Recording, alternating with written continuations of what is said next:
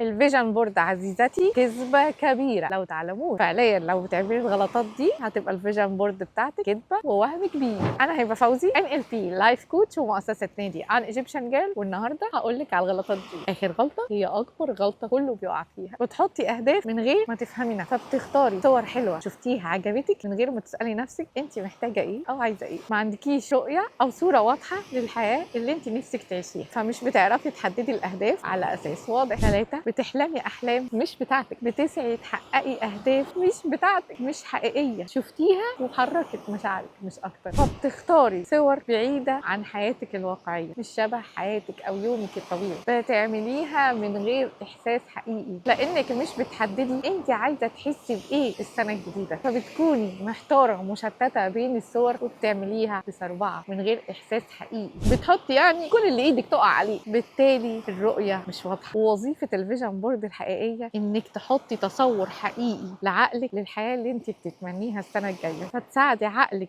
ان هو يخلي الحياه دي تتجلى في الواقع ويشتغل معاكي مش ضدك. فلو عايزه حقيقي تعملي فيجن بورد حقيقيه طالعه منك وشبهك انت عشان تقدري تخلقي الحياه اللي طول عمرك بتتمنيها في السنه الجديده، يبقى لازم تلحقي تحجزي مكانك معانا في ورشه الفيجن بورد او لوحه الاحلام. اكتبي لي سنه جديده وهنبعت لك التفاصيل وبس خلاص.